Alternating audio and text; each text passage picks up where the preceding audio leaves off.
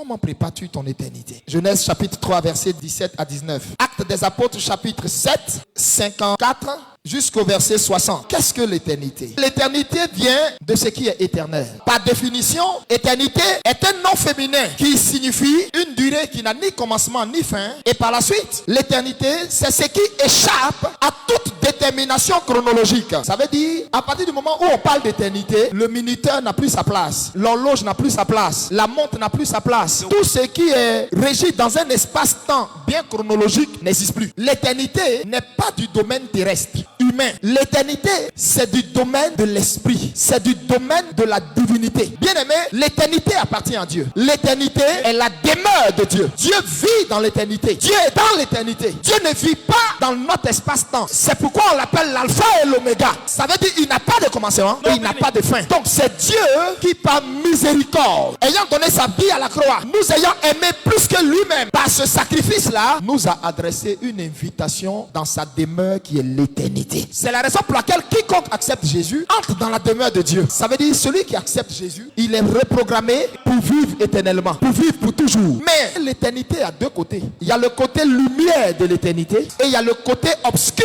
de l'éternité. Le côté lumière de l'éternité, c'est lorsque tu acceptes Jésus, tu vis avec lui dans son royaume pour toujours. Le côté obscur de l'éternité, lorsque tu n'acceptes pas Jésus, que tu meurs en dehors de Jésus, c'est ton corps qui meurt, mais il se trouve que ton âme ne meurt pas. Ton âme va dans l'éternité. Vu que tu n'as pas Jésus, ton âme va du côté obscur de l'éternité, et ce côté obscur là s'appelle la géhenne de feu, l'enfer, le lieu de tourment. Le feu qui est là-bas là n'a pas été fait pour consumer la chair. C'est pourquoi Dieu laisse les bactéries, les microbes de la terre manger ta chair. Le feu qui est là-bas là a été préparé par Dieu pour consumer tout ce qui est du domaine de l'esprit. Frère, Dieu veut que nous ayons conscience tous les jours de notre vie. Dieu veut que nous comprenions que nous ne sommes pas que chair, nous ne sommes pas que terre, mais nous avons aussi une dimension esprit. Pour plus entretenir notre esprit que notre chair, le Seigneur a dit, faisons l'homme à notre image, selon notre ressemblance. Et Dieu fit l'homme et la femme. Et Dieu les plaça dans un jardin. Et Dieu a donné un ordre à l'homme.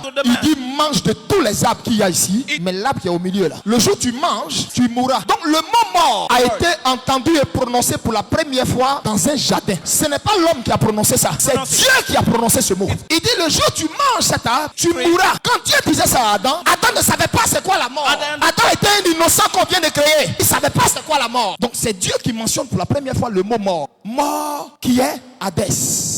Et il n'y avait que Dieu, même les anges ne savaient même pas c'était quoi la mort. Il n'y avait que Dieu seul qui connaissait l'existence de ce nom. Il n'y avait que Dieu seul qui savait la souffrance qu'on peut ressentir dans la mort. Parce que les anges ne connaissaient pas c'est quoi la mort. Eux, ils ont été créés en même temps pour être éternels. Donc c'est la première fois que même les anges, les 24 vieillards, tout le monde entend a fait mort au ciel. Donc c'est que Dieu seul qui connaissait le mystère qu'il y avait dans la mort. Quand il a dit à Adam, tu ne mangeras pas ce fruit, et qu'Adam a mangé ce fruit, il y avait dans le ciel, je dis bien, toutes sortes d'espèces d'esprits.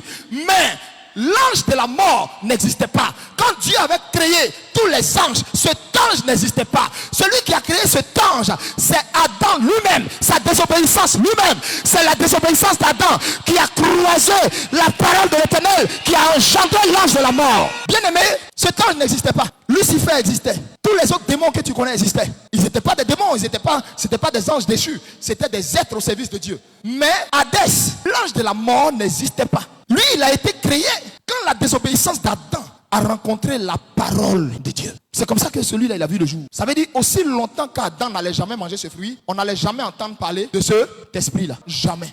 Dieu est l'auteur de toute la création. Dieu est l'auteur de tout ce qui vit. Mais la mort, Dieu ne l'a pas créée. Dieu l'a annoncé. Dieu l'a nommé. La désobéissance d'Adam l'a créée. Dieu l'a vu dans l'éternité. Parce que Dieu sait tout d'avance. C'est-à-dire, avant même de commencer, Dieu a déjà vu la fin de la chose. Donc, Dieu a vu et il a annoncé à Adam. Adam, on lui dit, prends garde, lui-même il a créé.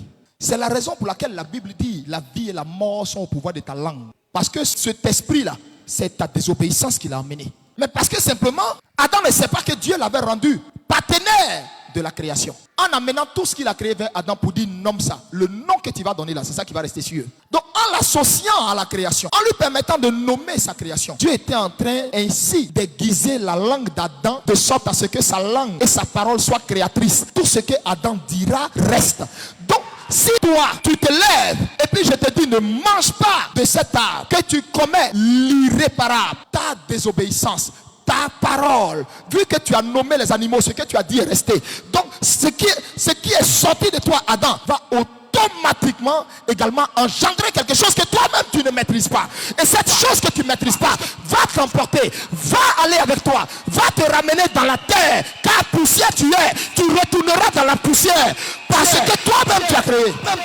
Retenez le peuple de Dieu. Dieu nous a rendus créateurs comme lui. Dieu nous a rendus associés de la création comme lui. Faites attention à ce qui sort de votre bouche. Faites attention à votre désobéissance. Faites attention aux choses que vous ne respectez pas. Quand Dieu établit une alliance entre lui et toi que tu ne respectes pas, elle peut déprogrammer, court-circuiter même ta propre destinée. Les interdits que Dieu met devant vous, tout ce qu'il fait concourt à votre bien. Même quand tu ne comprends pas, ça concourt à ton bien. Même quand tu es choqué, ça concourt à ton bien. Même quand tu n'arrives pas à cerner, ça concourt à ton bien.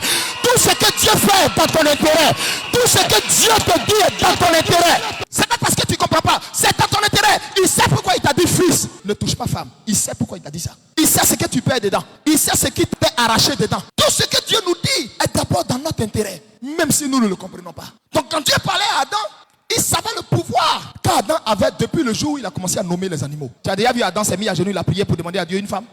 Jamais. Mais pendant qu'il nommait les animaux et il les voyait venir en couple, il a constaté qu'il était le seul de son espèce. Et son cœur a été attristé. Il n'a pas parlé. Mais il a constaté que toute la journée, le gars, il a nommé, il n'y a pas une dedans, il n'y a pas un qui lui ressemble.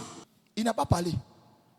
Mais ce qui s'est passé dans son cœur, Dieu a entendu. Le simple fait de désirer quelque chose, de penser à cela, Dieu lui a amené la femme en même temps.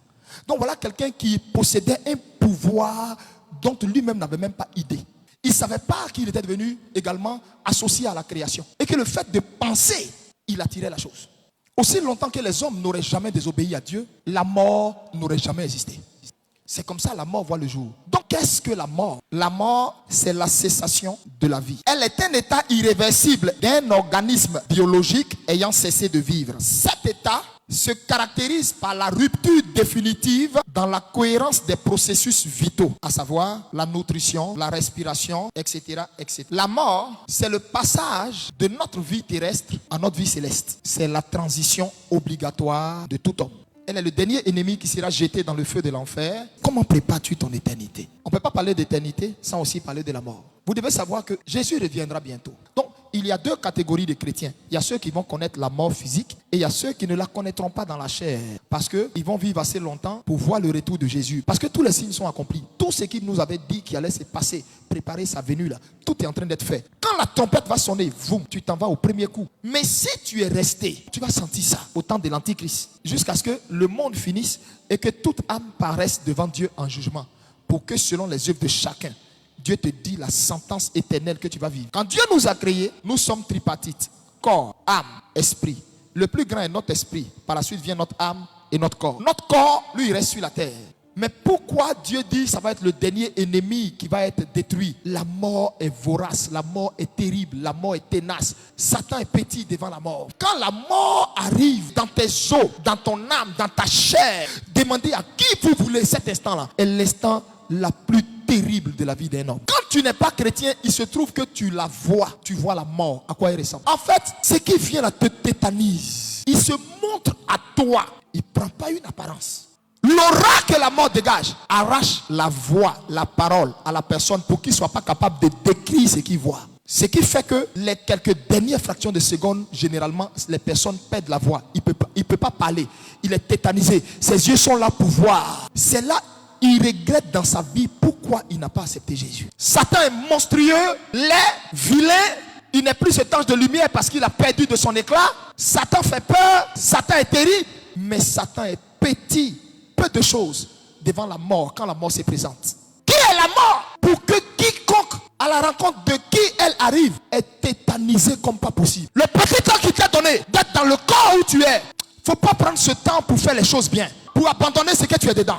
Pour renoncer à ce que tu es dedans. pour laisser la vie que tu es dedans, pour dire non à la sorcellerie. Continue de sortir de ton corps quand les gens dorment. Continue de voler et puis être fier de cette vie. Tu es riche dans le monde spirituel, misérable dans la vraie vie, pauvre dans la vraie vie, sale dans la vraie vie. Tu penses que ça c'est une vie? Pendant que Jésus te frappe encore à la porte de ton cœur, faut pas prendre le temps et puis te repentir. Faut penser que non, je viens à l'église, le feu me fait rien. Je viens à l'église, rien ne m'arrive. C'est justement parce que Dieu est amour qui te permet d'être assis là et puis te donne la possibilité d'entendre le message qui va te sauver. Frère, la mort se présente à ceux qui n'ont pas Christ. Mais quand un enfant de Dieu meurt, Dieu lui épargne de voir ce vilain bonhomme qui est plus vilain que Lucifer là. La mort, jamais. Il n'y a pas un enfant de Dieu qui meurt, qui voit la mort. Il ne se présente pas à toi. Au contraire, quand un enfant de Dieu meurt, la croix de Christ descend du ciel pour venir. Elle les saints anges à côté et tu les vois. La personne qui meurt en Christ n'est pas effrayée. On voit comme un éclat sur son aspect pendant qu'il est en train de rendre là. Il rentre à la maison. Les seuls, quand ils meurent, le même jour qu'ils vont directement, ce sont les enfants de Dieu.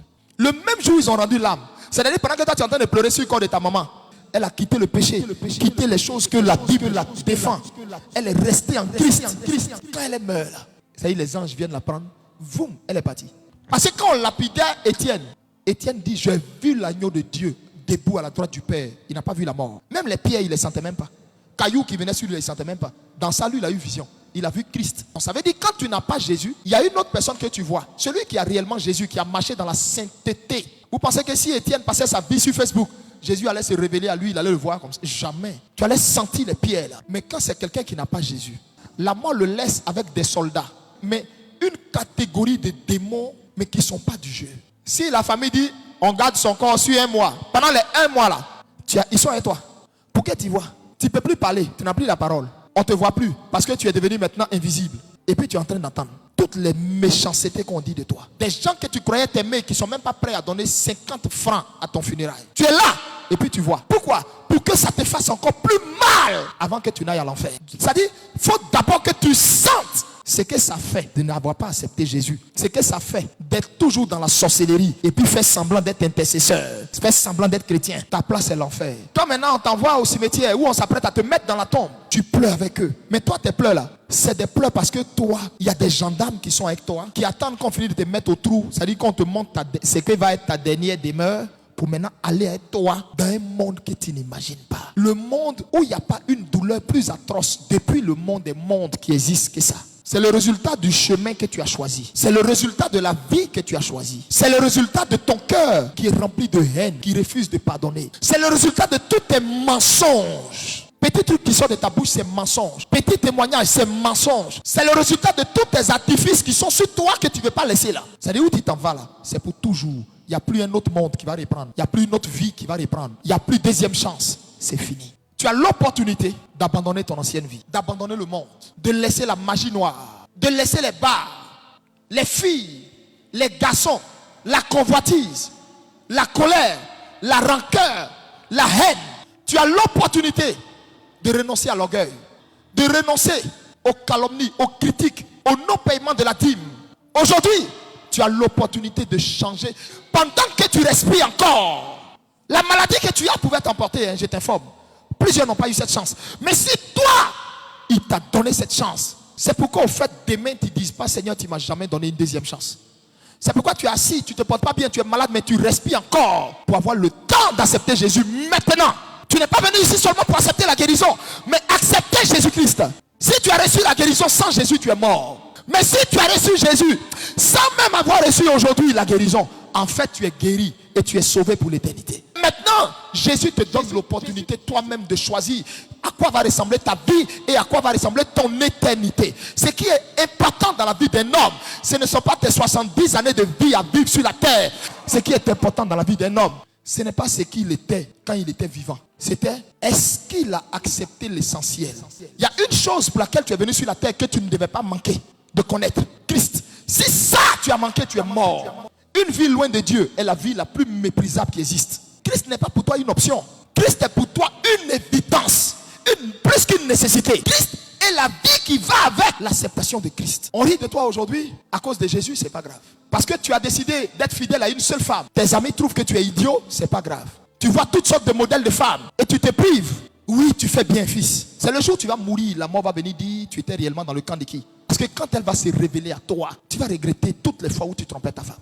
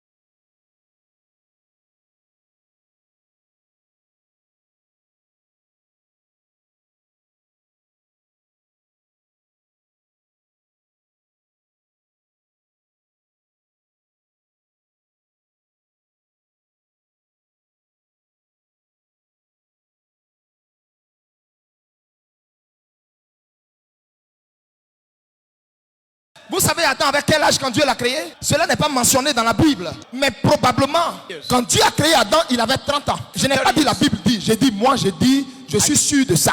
Parce que la Bible compare Jésus-Christ au second Adam. Si Jésus était le second Adam et que Adam était le premier Adam, la Bible dit, c'est à 30 ans que le second Adam s'est présenté à son père dans les eaux du Jourdain, où Jean-Baptiste a dit, voici l'agneau de Dieu qui ôte les péchés du monde. Jean-Baptiste, quand il sortait cette phrase, il présentait Jésus à Dieu et Jésus aux hommes, au monde. L'âge à laquelle cela a été dit, Jésus avait 30 ans. L'âge à laquelle Jésus est rentré dans les eaux du baptême pour aller s'offrir comme holocauste et commencer son ministère, c'était 30 ans. L'âge à laquelle Jésus a commencé la gestion des affaires de son père de façon officielle, c'était 30 ans. Si Paul fait un rapprochement en comparant Jésus comme étant le second Adam, et il dit le second Adam, lui il est céleste. Donc si Jésus était le second Adam, c'est que quand Dieu avait créé Adam, Adam devait avoir 30 ans, le même âge auquel Jésus s'est présenté à lui. C'est la raison pour laquelle, quand Judas devait le vendre, il ne devait pas le vendre à 25 pièces d'argent, 20 pièces d'argent. Il fallait que ça soit 30 pièces d'argent. Les 30 pièces d'argent, c'était pourquoi? Racheter le droit du péché d'Adam pour transférer ça sur Jésus. C'est la raison pour laquelle, quand Joseph était en prison, il ne pouvait pas faire 29 ans. Non. Il est sorti à exactement 30 ans. Or, la Bible dit, Joseph était une image de Jésus-Christ. J'ai été choqué de voir que dans le Coran, les musulmans sont allés écrire dans le Coran, j'oublie le nom de la sourate. J'ai été choqué de voir que dans le Coran, eux, ils ont dit que Adam a été créé en même temps, à l'âge de 40 ans. Pour eux, quand Dieu a créé Adam, il avait 40 ans. Et ils affirment mordicus, Dieu l'a créé, il avait 40 ans en même temps. Et il s'appuie sur quoi? Sur les 40 ans, l'âge auquel Isaac a demandé à son père de se marier. C'est-à-dire l'âge de la responsabilité. Moi, je ne crois pas en Mahomet, je crois en Jésus. Or, Jésus s'est présenté à quel âge à son père? À 30 ans. On ne peut pas venir me dire Adam a été créé avec 40 ans. Ce n'est pas vrai. Et de vous à nous, qui est dans le vrai? Dans le même Coran, là, c'est écrit, vous qui lisez le Coran, là, c'est que vous lisez là, vous pouvez vous tromper dedans. Au cas où vous vous trompez là, référez-vous à ceux qui ont la Bible. Donc, quand Adam a été créé, Adam n'a pas été créé mineur, il a été créé en âge de prendre femme. C'est pour ça, quand Dieu a envoyé les animaux et qu'il les a nommés, il a senti le besoin d'avoir une compagne.